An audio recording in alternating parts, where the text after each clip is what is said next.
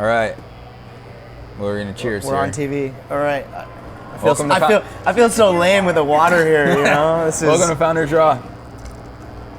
They not have gluten-free beer here or what? All right, Brewster. I can have one of those. Is that a gluten-free beer? Oh, I should have gotten one of those. All right. Oh, you should. Well, let's go back to the beginning. Where did you grow up? Let's talk about what did you do when you were young? So I grew up in Seattle, so I'm a proud Seattleite. Nice. What I do when I was young, mostly screw around. No, went to school, normal kind of life. I was big into sports. I played 4 sports in high school. What'd you play? Basketball, football, soccer, and track. Nice. So I used to be a good athlete. Things have really changed. Yeah. Startup will take the athleticism right out of you. But yeah, so I grew up in Seattle, loved it. Went to college on the East Coast. Nice. Lived in New York for a number of years and moved back to Seattle. Where'd you go to school? The University of Pennsylvania. Oh, Penn. Nice. Yeah. And what'd you study? Philosophy, politics, economics, and communication, which sounds like 4 majors, but it's really only 2. So that philosophy, politics, economics is one interdisciplinary major in the social science. And what attracted you to that? I wanted to go to school on the East Coast. I'd always been a West Coast kid, and I still am. Yeah. But I wanted to try living on the East Coast, and Penn seemed like a reasonably good school, so I said, why not? I also wanted an urban environment, so got to spend some time in Philly. Interesting. Yeah. And how long were you there? 4 years.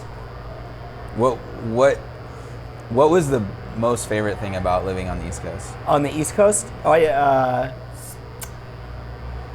I think in New York is just after I graduated, I lived in New York and I worked in finance for several years, and I think the vibrancy of that city, there's just so much going on, so many events, so much just energy and excitement that can really drive you forward.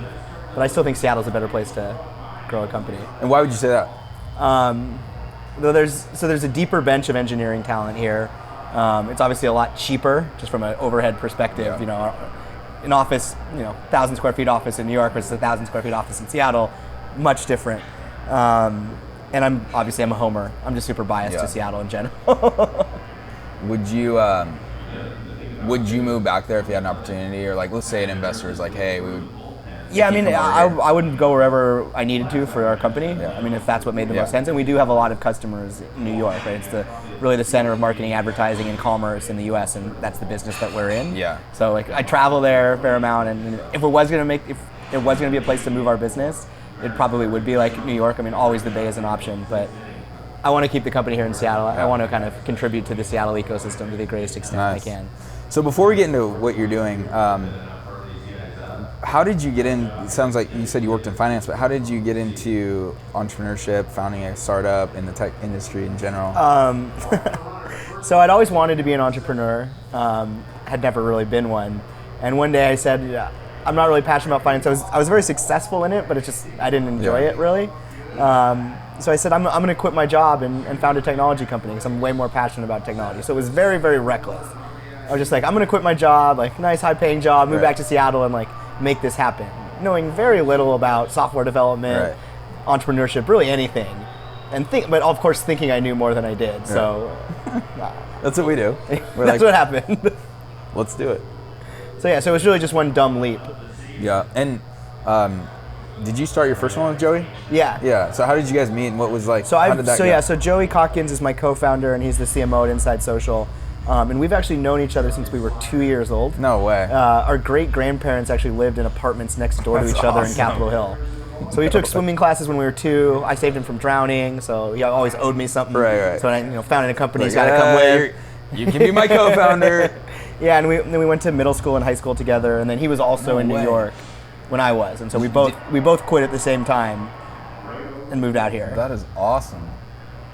Wow. And so, what's his skill set and what's your skill set? We have some overlap, but we work on very different things. Joey's really focused on sales and marketing within the organization, and of course, as a CEO, I do that as well. Right. But I'm really more focused on product strategy, and he's sort of how do we get this out in the world and go to market. Yeah. So I was, the fact that you guys have known each other since 2, I was going to ask how do you find your co-founder? But given that you guys have grown, essentially known each other your entire life. Yeah. How do you what's your thinking on approaching co-founders, and what does it take to actually be a great co-founder?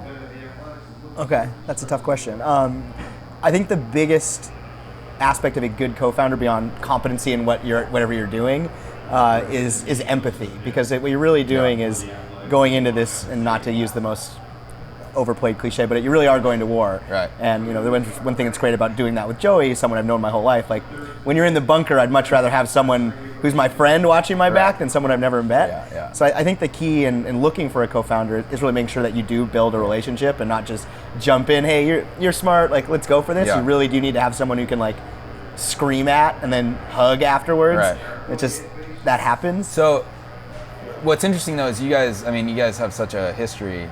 It's easier to have that sort of back and forth interaction when people, meet at a meetup or, know of each other through mutual friends, and then they're like, hey, that's a good idea, let's start something. They don't have that background. They don't have that, like, literally 15, 20, 25 years of knowing each other. So, I mean, given that, like, what do you think, like, how do you think they should go about? Yeah, build something together, right? Like you guys, you don't have to have an idea, just go build something and see how you work together and see if you have that working relationship. It can be something really stupid, right? But just see if you can have that right working dynamic. So like, do a hackathon, do a startup weekend, do a side project. Yeah, but I'd say take yourself out of like the places where you have people facilitating you. Like, so startup weekend is great because you have all these extra forces like moving you forward and making it work. Step outside of that. Like, just have the two of you go lock yourselves somewhere, just the two of you or just the four of you or however many co-founders are, and say like, we're gonna build this and ship it and see what we can do. And that's the true test. But no one's like, you don't have any mentors, you don't have any resources. If you can still like each other and work together well in those circumstances, then you're gonna be okay. Have you guys had a situation where like some challenges, or obviously you've had challenges? Oh, absolutely, right? I mean, I think any co-founders that don't are either lying or just, I don't know, like crazy. But I mean, we definitely have our challenges, and we can fight and argue about a feature all day, and then at the end of the day, say, okay, like, but we're friends at the end of the day. Let's keep going. How do you work it out? Let's say there's like a disagreement. It's like tough meeting. Get pissed off. Like, how do you? We just talk through it. I mean, no real magic bullet there. Just like, okay, we really disagree. Like, I don't hate you. You don't hate me. Like, why do we disagree? Let's figure out why, and then ultimately let's make a decision. Well, co-founding is tough. I mean, I use like you said, war. I use the analogy of marriage, and even though I'm not married, I think that when it's as serious as getting married. When you decide to found a company with someone, it's thick and thin. It's for better for worse. You're pledging your next 10 years to them, right? Yeah. So it's like a little bit shorter marriage. Well, I guess in this day and age, maybe that's sort of a long marriage, but you wouldn't just, it's like getting married in Vegas that one night, right? Like the same thing, you don't want to just get married to, that's a hot, shiny new developer, right? Like, yeah, I think some of my history, but like, did you meet Jock? Yeah. Yeah, and so, 6 months, I mean, after about 6 months, he jetted, and it's all good. Like, we have a fine relationship, but as I look back, I think that it was a quick wedding, right? It was very quick, and we jumped into it, and 6 months later, so I look back and I probably would have liked to maybe have a little more time to get to know him, or at least have tougher conversations. Yeah. I think that's the big thing is because you have the honeymoon phase, right? When you first get everything's going great and you're so good, and then you start to see the warts, and then it's like, oh no, like we should have talked about this beforehand. Right. And I think what I learned is it's okay to sit down before you start it and actually say like, all right, 6 months or a year from now, what happens? Or like, let's look at the worst case scenario. Are you leaving or am I leaving? Like, what I mean? Like, actually have the tough conversations and like talk about worst case scenarios before you start the company, because then it's going to happen, and then the way that. No, if you understand how, I mean, you can never know for sure, but thinking how someone's going to react in these tough situations, like, and we've asked ourselves the question, well, what happens in X months when we're out of funding, right? And we ask them when we interview people to employ them, like, what are you going to do in 9 months when we run out of funding? If they're like, well, I'm going to run, they're probably not a right fit for an early stage startup. Or I think, the funny thing is, I don't think they're probably never going to say I'm going to run, but you can. I've heard them say they're going to say, well, I'm out. And you can ask it like a little bit with a little bit more kind of subterfuge, and you kind of tease that out. Kind of who has that I'm going to stick through this and fight, and who's going to flee. I'm out. Okay, so Inside Social, tell me, like, give me the 10-second pitch. We help brands measure and increase their social ROI by focusing on the metrics that really matter, like revenue and conversions instead of likes and follows. So how did you, what brought you to that? Because I know you were working on some other things before that. So what's the path to get to Inside Our customers told us that this is what they wanted, and we listened. So we actually started building something different, build social gateways, which were essentially paywalls where the currency for access to premium content was a social action, a like, a follow, a share. Yeah. And we actually got pretty good initial traction behind that business, had like 40 customers. But what we kept hearing was, hey, this is great, you're increasing the quantity and quality of my social following, but what is this actually worth? What do these fans actually do for me? Do they actually drive any real business value? We heard that over and over again and thought we'd be pretty dense if we didn't react, and we said, we're going to change direction. This is a much bigger, more acute pain point. It's one that we need to solve. And so, I mean, for the ones that aren't familiar, I mean, where does the product sit in terms of, on the social platforms? And then I would, it's big brands, that are, do they have a dashboard? Do they log in? So we present our insights, and essentially what we're doing is showing brands and e-commerce companies how sharing leads to sales or leads to other digital conversions that are meaningful, like email signups and app installs. And we present these insights via a web-based dashboard where we kind of focus the data across 3 key lenses, which are channels, content, and people. So people are, who are your influencers, the people who actually drive others to action when they share. Content is what content and products, either verticalized or down to specific SKUs, are most resonating with the audience. And channels is helping them understand, is it Facebook or Pinterest or email that's most efficient in social. Interesting. And man, I could go so many directions. So any direction you want to go, I'm down. When did you guys found this company? When did you start? So the company started at the end of 2012. Okay. And bootstrap, seed funding? So we've raised angel rounds or seed funding. So we've raised a little over 1.1 mil. Some really, really great investors, mostly local angels. Yeah. Some of the, I think, more prominent folks, and they're a really, really great group of entrepreneurs and operators who add a lot of value for us.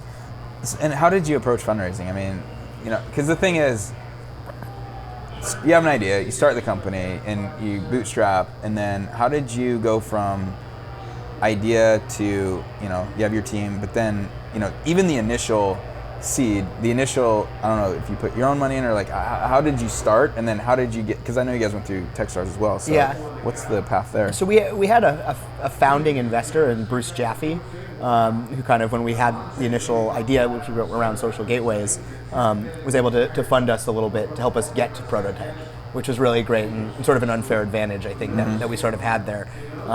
And once we got there, we were able to keep going. And what helped us in our seed raise is that we had revenue, we had paying customers, and I think that's something that angel investors are really attracted to. Is you can actually see, this isn't just a product and a pitch.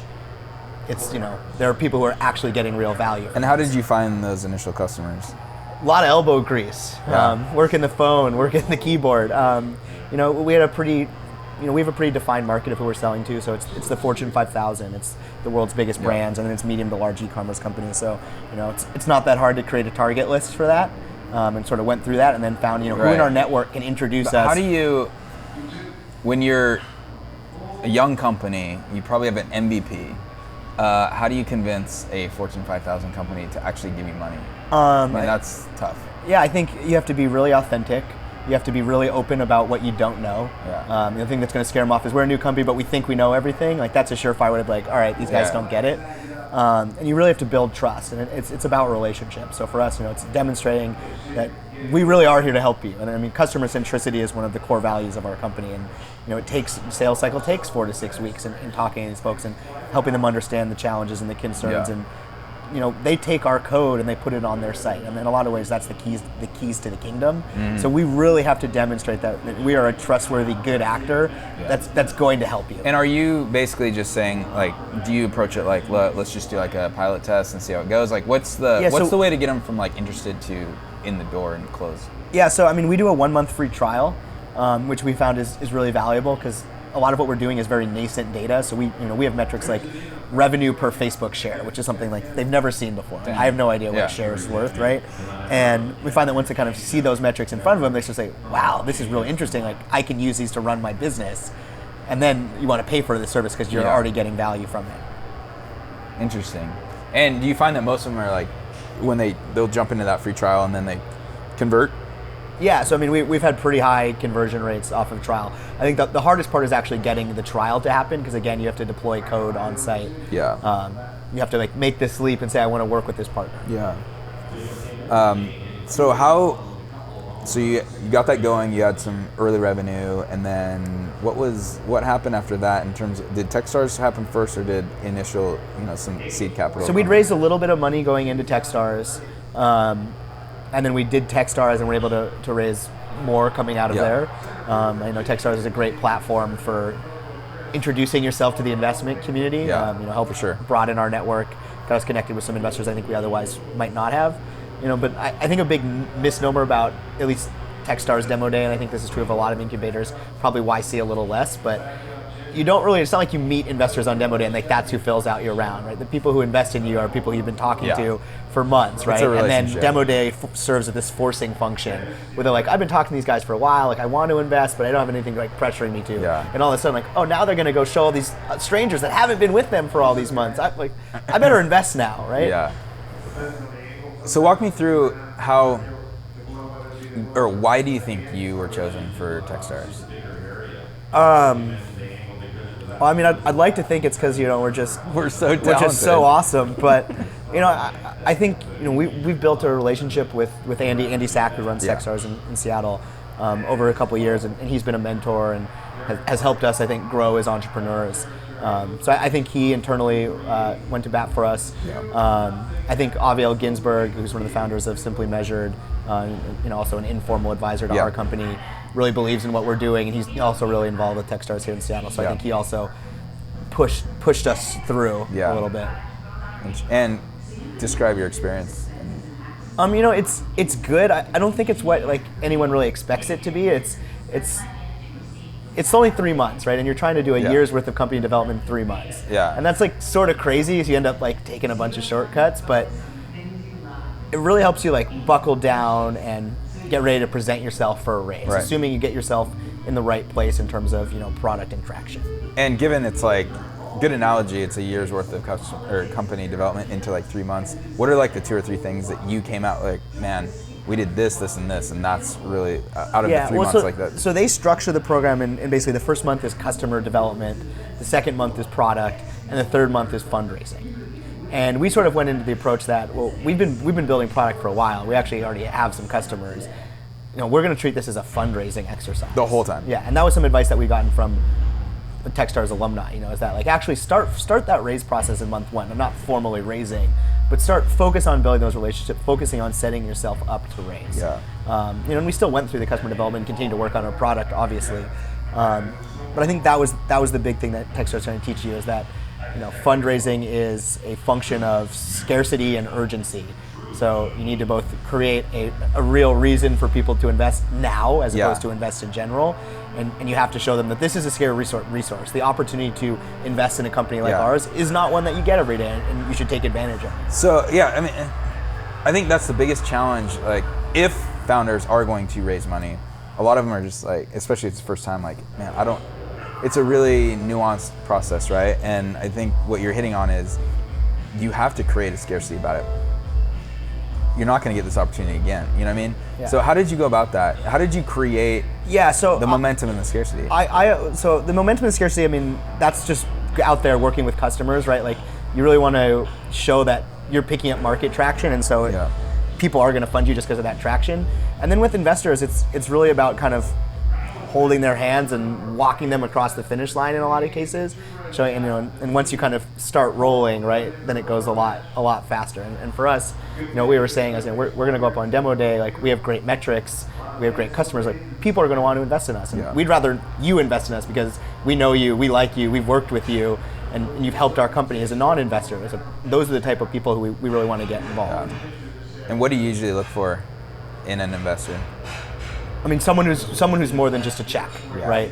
So, and that can be any different number of things, right? So that means they have great experience as an entrepreneur, or they really understand product development, or they have great connections to certain potential customers or to certain investors. You want people who are going to do more than just write a check. Is there anything through the process that you realized that founders should watch out for? I mean, because like, yeah, I mean, anyone who's not honest with you, I would say run for the hills. If you even get your spider sense goes off that this person is, they're giving me the runaround, or they're not being honest and forthcoming. Those aren't the type of people you want to work with. You want to work with the people who are, even if the people who can honestly tell you, hey, I don't want to invest, and here's the 3 reasons why. Like, I love you want to know, and you want a quick no. Yeah, a quick no is way better than a prolonged maybe, right? Like, because you can spend a lot of time trying to get maybe to yes. So I like people who are decisive, who are honest, and who ultimately are passionate about something. Well, the thing is, most investors, when they don't tell you no, it's still a no, and their incentive is to keep that going as long as possible, right? Because it's just a data collection. They know assuming they can invest in 2 months, right? And I have more data now, and now I can make a more informed decision. So that comes back to, I mean, you probably were told by some of the advisors that you had, but you created that scarcity, and you created the look, it's this date or we're done. And we held to that too. I mean, we left money on the table because we said we were only going to fundraise for so long, and we want to get back to doing what actually matters, and that's making our customers love us and building a product that they actually love. Not, we're not in the business of raising money. I go back to finance if I wanted to do that, right? Right. So we said this is it, and you come or don't come, and we've hit where we need to be, and we're gonna keep going. We don't want to be fundraising forever. Take me back to is there the worst time? Like, think about the worst point in time in this company. Like, man, I don't know if it's gonna last. I don't know what's happening. I mean, do you have one? Honestly, I don't know that I have one rock bottom. I feel like I have a series. It really is peaks and valleys. So things like a customer churns out, and that feels like, like your wife just left you. It's like, I've never been married either, but I imagine that's what it feels like. Or you work so hard on this pitch, and then you have a terrible meeting, and then something great happens. You sign 3 customers in a day, and you're feeling great. So I don't have a bottom. The thing that I always try and remind myself is that being an entrepreneur is very, very cyclical, and you're going to have ups and downs. So whenever you're feeling really great, take a second and say, what are the pitfalls here? What's going to cause us to go down this roller coaster? And when things are feeling really, really terrible, I always remind myself, this is a sinusoidal curve. It's going to go up. How do you handle it?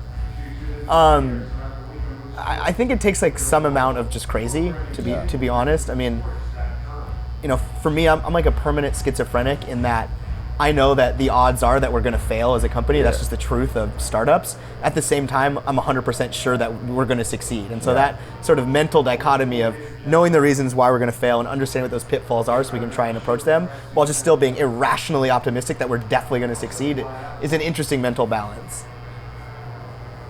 You described it perfectly, because I have the same conversation with myself almost every day, and you just are like, oh my God, am I that crazy?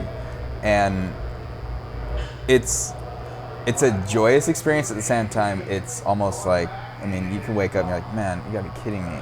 So I don't know if we're weird in the sense that I think we're attracted to this lifestyle. I think if I had a daytime job and just showed up 9 to 5 and checked in, checked out, I would just be very unhappy because I'm not pushing myself to the limit. Yeah. But on the flip side, it is this roller coaster, this sine wave that can get a bit challenging. So do you have external activities? Do you have things that balance you in terms of? I play basketball, I play football, and that helps me take the edge off, and blow off some steam. Get out. And then I just try and relax. I try and take an hour every day for myself where I don't think about work. I just sort of just clear my head, watch a stupid TV show, whatever it is, right? Do you believe in work-life? Do you have a work-life balance, or how do you approach work-life balance? Yeah, so I think that's really important, and it's something that we really concentrate on at Inside Social is creating a work-life balance. The way that I look at leadership is it's my job to give the team the tools they need to do their best work, and then get out of their way. And one of those tools is being happy, not feeling like you're getting grinded to the bone. So for us, we really try and tell people do stuff out of work. Don't only be shipping code all day. Right? Take some time just to do something else, and it makes you happier, and you end up being a lot more productive. How do you handle How do you handle someone that maybe is not performing to the level that you think they should be? When you're leading a team. Yeah, I mean, you know what I mean? Like, you try and identify what the cause of that is, right? Like, you try and really, like, for me, like, it's about empathy again, and understanding what is the root cause that's creating that person, creating an environment for that person where they're not doing their best work. Yeah. And how can you fix that? And that typically involves talking to that person and really trying to understand where they're coming from and why they're having this trouble and not performing to the level that they should. And if you can identify the root cause, then you can do things to try and address it. And if you can't identify it, that's a bigger problem, right? And it can be hard to solve. And if you can identify it but you can't resolve it, that's typically a place where it's like, okay, this might be not the right fit. Well, and how do you handle it? You got to fire people, and you have to let people down sometimes, right? How do you go about that? That's tough.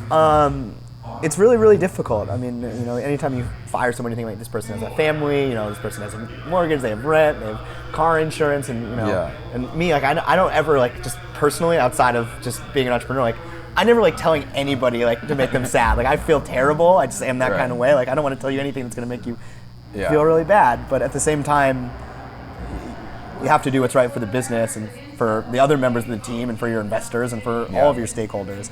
So for me, it's, again, exercising empathy and understanding, how is this going to make this person feel? What can I do to help them? So when I fired somebody, I'm like, how can I help you find that next place where you're going to be successful? Yeah. And taking that approach that, hey, like, this is not something I want to do, and I know it's difficult for you on the other side of that table, so I'm telling you that, and I'm here to help in the ways that I can. I think just being open and honest and transparent about that empathy really helps people. So what do you think makes early employees of a startup successful? What does it take to be an early employee at a startup? You have to be really, really good at succeeding in ambiguous situations, right? When in an early stage startup, there's nobody directing you, saying, here's the spec you need to code to. Here's the exact problem to solve. This is how you should solve it. So you have to be really good at problem solving with really ambiguous conditions. And you have to be a really hard worker, right? Like, you just have to know, I'm going to do this. I'm going to solve this. I'm going to fix this. I'm going to figure out a way. So that kind of resiliency coupled with aptitude can be pretty powerful. It seems to me it's someone with a founder attitude, but not a founder mentality, like not a risk tolerance, right? So they're not risking everything in terms of being a founder, but they approach it and they wear many hats. They're able to pivot and be very agile and like work on 10 different things in one day. You know what I mean? Yeah, I hear you. And I think the really key part, and if this is true for everyone who's joined our team as an early employee, is that they believe in the vision. And so for me, like, when I'm screening folks, like, that's what I'm looking for is, do you believe in the vision that we're painting here? And if you do, you're going to want to contribute to it and make it happen. So how do you attract, how do you paint your vision? How do you attract the right person? Because it's very, we're not looking for everyone. We're looking for like a specific person or a specific. Yeah. So people can get excited about like many different aspects of the vision, right? And it can be like, oh, like you're going to use data to empower marketing. And so the way that I talk about the vision is that we're making social marketing not suck. And I get in trouble for phrasing that in the negative. So phrase more positively say it positively. What we're really trying to do is bring social up to parity with word of mouth as a marketing channel. And word of mouth is the oldest, most powerful channel. It's one that touches 87% of purchases. Social on its best day of first click attribution touches 10. And we think it should touch 87 because really social, and particularly earned social, is just word of mouth, but digital. And because it's digital, it has a whole new set of properties. It's trackable, it's attributable, and it's optimizable. And what we're really trying to do is help our customers take advantage of those properties coupled with the insights that we deliver to do better marketing. And given that, it's kind of a fuzzy vision in the sense. So like, how do you find someone that believes in the vision in the sense that Yeah, so you can get excited parts. So like, it'd be like, you have an engineer who might be really excited about the idea of using data to transform the way that we do marketing, right? So that's a very specific part, but it's something that you can latch onto. And then you have others who go, I just hate spammy advertising. Like, I get it all the time in my social feed. Like, I don't want that. I want to solve that. Or you have people who are more attracted to the consumer aspect. I think as a consumer that I should discover new products, new experiences via my friends. And I want to help make that happen at scale so that every consumer can find that new product, that new restaurant, whatever it is that they're really going to like in a way that makes sense. And so it's just a matter of, it's a matter of finding someone that sees something similar, like Yeah. just grabs. You have to want to create the same end state, right? Like in our end state is that social will continue to eat marketing. Social will be the way that we discover products at scale. And you have to believe some aspect of that and think it's cool enough that you want to actually make it happen, right? Because we want to be the agents of change. We're not sitting around like hoping that this vision gets realized. We're actually trying to create this future state that we believe in. So that's amazing. What do you think? Where do you see social and social technologies in the next 5 to 10 years? Because I think it's, we're already seeing the maturing of Facebook. Yeah. We're seeing it just be a part of our life. But where does social go in the next 5 to 10 years? I think you're going to see fundamentally native advertising in social, which you don't really see today. So if you think about what Facebook does with FBX and running ads in the sidebar, it's really just display. It's repurposed, it's retargeted on display. It's not inherently social, but you can start to think about how experiences can become inherently social. The example I'll use is Instagram, right? So people are always sharing content they like, products that they like, places that they like, right? But Instagram doesn't allow linking, which is crazy, right? But you would think that they would, and I think that they will. But ultimately, like, if I'm following you, right, and you share something with me that's really cool, that's an implicit recommendation that's really powerful. That's Absolutely. word of mouth. Yeah. Right? So if it's a pair of shoes, like Puma should be able to promote that to me, right? And click through it, I can get right to the shoe and purchase it right there. And that's fundamentally native social advertising, because all I'm seeing is your word of mouth recommendation, and Puma's paying to spread that around at scale. So how does that fit into what you just described, which I think is interesting, and it needs to continue to go that direction. But in a way, I'm a friend, I'm a person, and I don't. One, are they essentially using me, or two, I don't want to come across to you as pushing a product, or you know what I mean? Oh yeah, like, no. So there's a very slippery slope. It has to be there. authentic and organic, right? Like, and so that's the key, is just letting consumers continue to do their natural behaviors, and they do a lot of sharing of products, and they do a lot of recommending of that. The problem is that, like, if you say you're really influential around shoes, right? Not every one of your friends sees every shoe recommendation you make, and they should, because every time that friend sees it, that's valuable to the brand that you're recommending. It can't be shilly, right? As soon as it's shilly, forget it. But you do authentic, organic sharing that drives others to action, and we measure that. We just measure what's going on organically. Where do you see, especially what you guys do, but even social, and with as it goes towards like Google Glass and wearables, and basically with Glass, it's there all the time now, right? And we're going to get notifications, and we're just getting all this. So where do you see all this kind of? So if you are a platform that is not social, you will fail. Is really how I see it. So it's social will be imbued, and it almost already completely is. But to places it's not, it's going to be imbued in the future of wearable platforms, in the future of whatever kind of wearable glass that we wear, whether it's Google or someone else. These platforms need to be social, and they actually allow for so much more powerful sharing, right? Because you start to be able to capture things in ways that you couldn't. And there was a company in our Techstars cohort, Perfect, right? And it's life logging via Glass. So all of a sudden you can share, like, as you were shopping through Nordstrom, right? Like, you can share, like, these are the 4 blouses that I think are hot for spring. Right. Not that I do much blouse shopping, but me neither.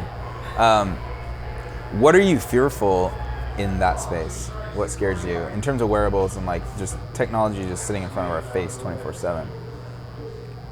I'm not really scared. I almost feel like a little crazy for saying that, but I think it's really exciting. I think anytime you have those kind of leaps in technology that change what you can do, you see really, really exciting innovation happen around those ecosystems. So for me, it's just excitement, right? I'm excited to see what comes about, like what other smart people end up creating, and then seeing what we can do with it too.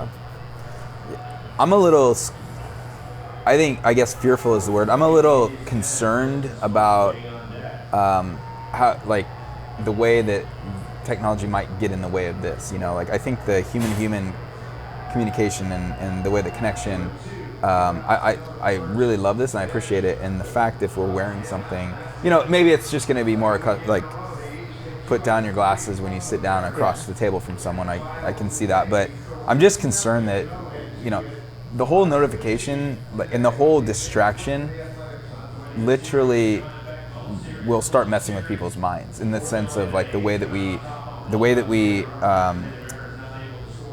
take in information, the way that we process it instantaneously, the way that we communicate to someone, and then secondly, like the dopamine and all the things that kind of like literally, like, this is like hundreds of thousands of years worth of human, or just like, this is biology, and we're now messing with it, right? And so I think that to me is where it gets a bit concerning. Yeah, and actually it's interesting you mentioned that, because I think it was Phil Libin from Evernote was giving an interview the other day, and he mentioned that apps in the future will be irrelevant because they take too long, and they're already the shorter version, right, of the internet, which is the shorter version of like desktop software. Right. He said in the future, when everything's wearable, you're gonna have 2-second like increments. So you'll use a piece of software for only 2 seconds, and then it's gone. Right, and then it's gone, and that's what's happening. It's sort of the shortening of the technology attention span, and I think that can have a negative impact on the way that people interact, like face-to-face, real human interactions. But I think social also gives the opportunity to supplement human interactions. And when you think like Facebook buying Oculus, I think that's what they're trying to do, right? You start to think, I'm no longer playing video games like by myself on my couch. I'm now playing them in this virtual reality world with someone else. And you can go either way on that, right? Like, is that really human-to-human interaction? But I'll argue that it's really much more interactive than what you'd be doing otherwise in that immersive experience where you are still communicating, just via a different medium. No, I think Oculus, it's huge. I mean, they basically threw it way down the road and said, we're already going there. Yeah. Like, that's really, really interesting. How do you see what you guys do fitting into maybe that kind of virtual reality type of situation? I haven't thought about it at all, so I have no good answer for you. I have to see how that plays out. Yeah. We're more focused on the opportunity before us, which is still pretty big. We're focused on today. I'm a long-term thinker, so that's another entrepreneur schizophrenia. Is you're really worried about everything that's happening today while also trying to think what's happening in 5 years. So, and I do try and think about what's happening in 5 years in social, and we try and have that guide what we're doing. But one thing that's proven true time and time again is that humans are terrible predictors of the future, right? So we try and understand where the market is going, and the best way to hear that is typically from our customers. Yeah. And so, kind of going back to that, are you saying that you listen to your customers and have them point you in the direction that you need to go with your? And I would counsel any entrepreneur that's the key to being successful in product development. Let your customers tell you where they need to go. But what's funny is I think that's opposite from a typical founder, which is like we have this complex of, we think we know exactly what the world needs, and we're going to spend 6 months a year building it. Yeah. We release it, and no one uses it. Yeah, I mean, that's one of the first lessons I learned as an entrepreneur is that I don't know. The customer knows, right? Like, it's the customer who really knows what matters to them. And in some cases they don't. So, I mean, this isn't like a foolproof plan, because sometimes the customer doesn't know what they want, and you have to like help them figure that out. And sometimes what they think they want is the wrong thing. And we run into that, especially in social, because they want to see like graphs of their likes going like this. Right. The vanity metrics, or these are nice. And the analogy I use is that, they want candy and we're trying to give them vitamins. So sometimes they're like, that's not what I want. So, I mean, you have to like work with the customer to find what's over the long term going to be best for them. Yeah. So that's a little bit different than what they want, but it's really finding out about what's going to make them happy in the long term. But how do you do that? I mean, I think it is actually really difficult to purely listen to your customer. You know what I mean? Because we just have this internal monologue of, here's the next 6 months of product, and we're going to do this feature and this feature, and yet if you listen to your customers, they're leading you to the next feature and the next. When I do customer development interviews, I just basically try to wipe my mind clean, and I just try to think like I was born yesterday. I don't know anything about anything. I have no ideas about what we're doing. I'm just here to ask you a bunch of questions and have you teach me. Like, I want the customer to teach me because I'm a clean slate.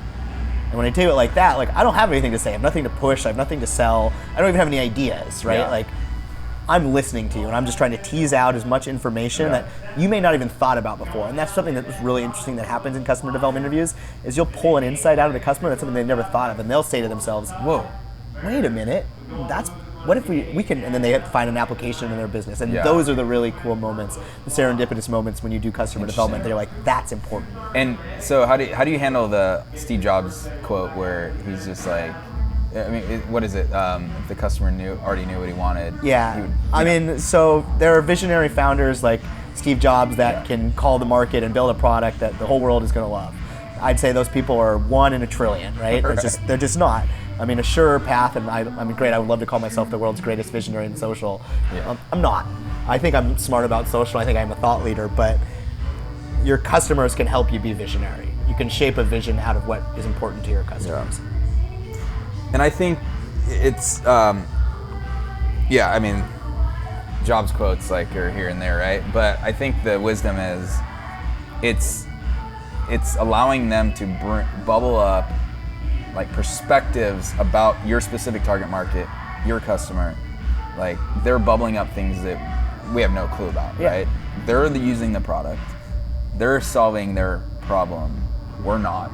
I mean, we're not using, like, you know, right? Yeah. And so I think it's taking what they are putting on the table and saying, like, here's my problems, like, here's what I'm dealing with. But it also takes someone that has vision of the industry and like specifically the product. You know, you have to have that. No, you have to have that. You have to have that information. So you just have to know how to like turn it on and turn it off. Yeah. And how do you do that though? Like, how do you turn off the, you know, because there's a lot of dead ends. I've gotten very good at compartmentalizing, right? So like, it's like when you're in fundraising mode, you're always selling, right? And the startup CEO is always in fundraising, right? So you start to learn like how to think in different ways at different times and not let yourself think the other way. So you have to like basically build these walls in your brain where it's like, okay, this is me I'm doing customer development. Like, that's what I'm thinking about with the customer. This is me selling. Like I'm only selling, right? And you just get in those different modalities of thought. The key is knowing when you should be thinking a certain way.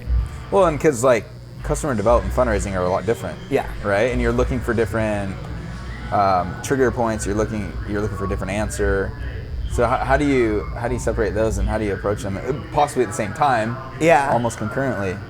It's just like, I want to say it's like you basically like change uniforms, right? Like it's like that's the mental equivalent of that. You're like, all right, I'm going to take off my suit. Not that I would ever wear a suit when I was raising, but I'm going to take off my fundraising suit. I'm going to quit selling. I'm going to mess up my hair, and I'm going to go to the coffee shop and start acting like a college student asking questions, right? Like. Yeah. But it's tough, and yet I think that's what it requires. Like to be a founder, you have to be that dynamic. You have to be able to wear those different. Yeah. If you're unable to be flexible, it's going to be really hard to be an entrepreneur. Yeah. Like, you really have to know how to change, and how to adapt, and how to be malleable, while also being somewhat stubborn. Like that's the. Yeah. It's always these like dichotomies, right? You have to be stubborn but malleable.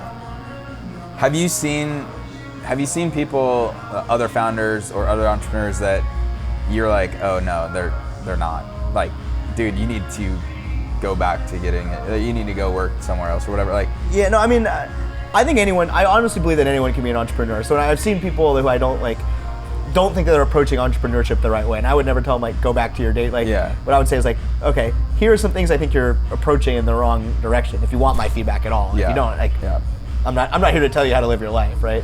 But here's some places where I think you could develop, where you could do better as an entrepreneur, and like, if you work on those, you can continue to get better. Yeah. Do you advise or mentor anyone at this point, or just solely focused on the company? I'm pretty focused on inside social. I've worked with a few entrepreneurs just informally. Like I'm not in anyone's formal board of advisors, but I've helped out a few folks.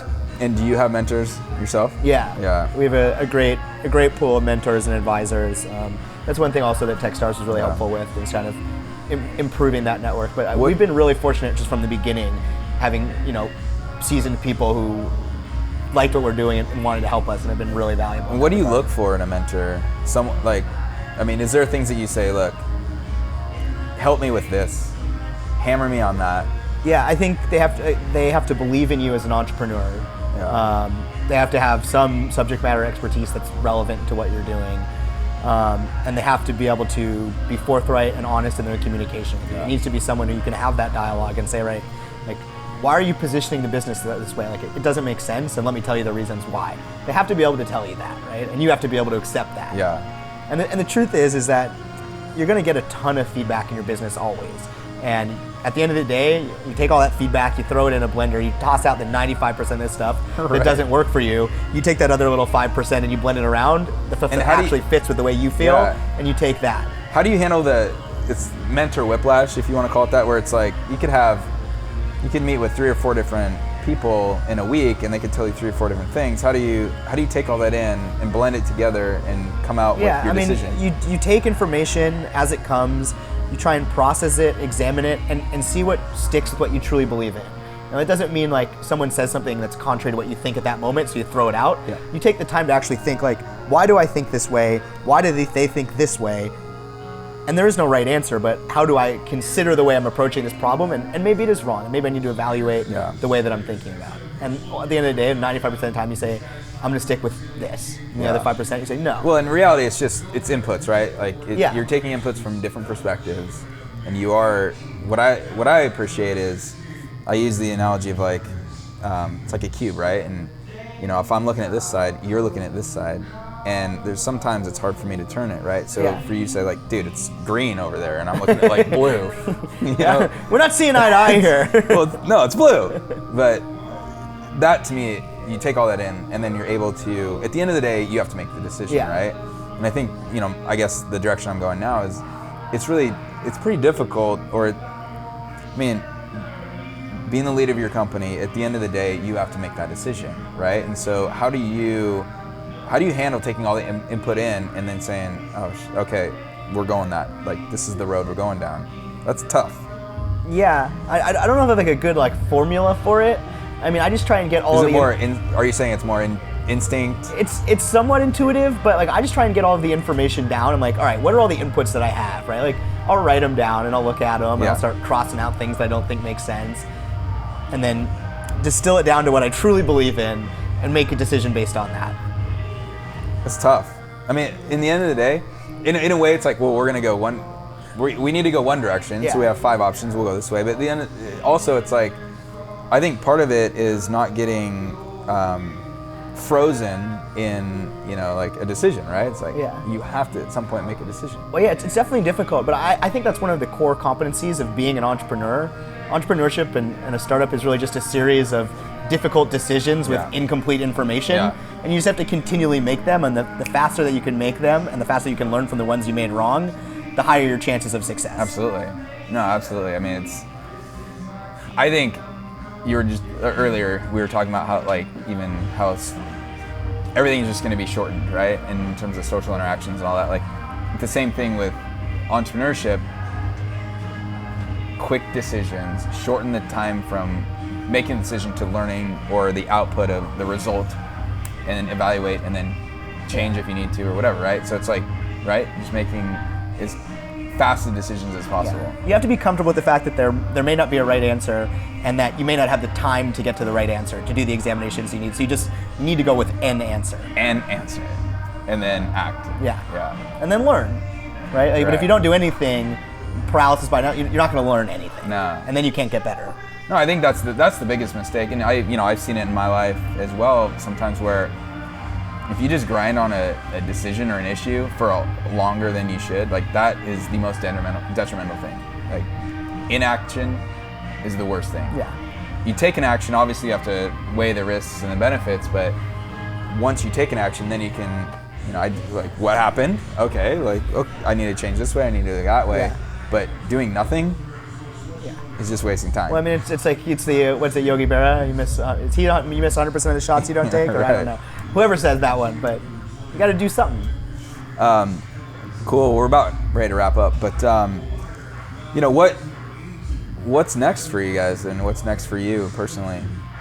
Well, I mean, so the number one goal is to accomplish our vision, right? Is to make social as powerful as we think it really can be as a marketing channel. So that's what we're focused on. I mean, short term, we're hiring right now, so building out the team, continuing to increase our customer traction. We'll look at another round of funding at the end of the year or early next year, depending on how that traction looks like. So it's really just full steam ahead. And all of my energy and all of my thinking, go into Inside Social. Yeah, nice. And sticking in Seattle, and you love love Seattle, total homer. If we grow the way we want to, we'll definitely open up an office in New York at some point. But planning to stay in Seattle. Yeah. Is New York probably the main, it's important to have at least some sort of presence there? For us, working with advertising agencies, marketing companies, commerce, New York is the most valuable market to us. Do you get negative feedback for being in Seattle, or do you get positive feedback for being in Seattle? given the industry you're in, or is it just like whatever? We're in Seattle. Feedback from whom? Like or from just customers or investors or? It's a bad way to ask it. Would they rather be you? Would they rather have you on the East Coast in New York, or does it really matter? Is that customers? Yeah. Then? Yeah. I don't think it really matters at all. I don't think we get any. If anything, we get like a little extra love because it's like, oh, they're quirky from Seattle, you know, the small town folk. Right. At least we're selling to New York, and we're fine with that. Like, I'm happy to be like Warren Buffett folksy. Oh yeah, you know, I'm in Omaha, but I'm a really sharp value investor. Yeah. What about investors? Do they care? I mean, we raised from investors primarily around Seattle, so I think that was a benefit. I guess the reputation. I've talked to enough kind of VCs in the Bay and also New York that I think Seattle entrepreneurs have a little bit of reputation of not like thinking big enough, or like thinking disruptively enough, right? Like we're not built. You talked about Oculus being 5 years out, right? Yeah. Like, I think there's a perception that we only think a year out. And I don't think that's true or fair. I think we're like, culturally, we're more focused on, okay, how do we show success now? But I think we're simultaneously thinking about how do we paint the biggest possible picture and grow a really huge business at scale. Yeah, I mean, what do you think of the scene here, the entrepreneurs, the companies? What are your thoughts on? There should be way more entrepreneurs in Seattle. Yeah. There's so much talent here. And there's just a little bit of a culture of risk aversion, and there shouldn't be. I mean, and I'm obviously biased in saying that, but I don't think there should. And I would love to see, so many more of the talented folks, starting off on their own. And so if they're out there and they want my help, like, tell them to call me. It's Brewster. I agree, and I think that all the pieces are set in the table. You know what I mean? And I love the. I think our scene's great. I think it could even get better though.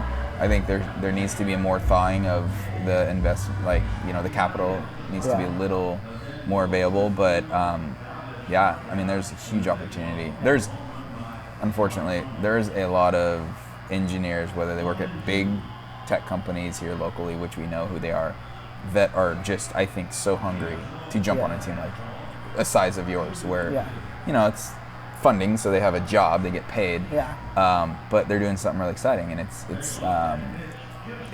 in a small team, and it's fun, and we're taking risk, and we're out there doing some cool stuff, like, you know what I mean? Well, that's the dirty little secret about being an engineer joining a funded early stage startup.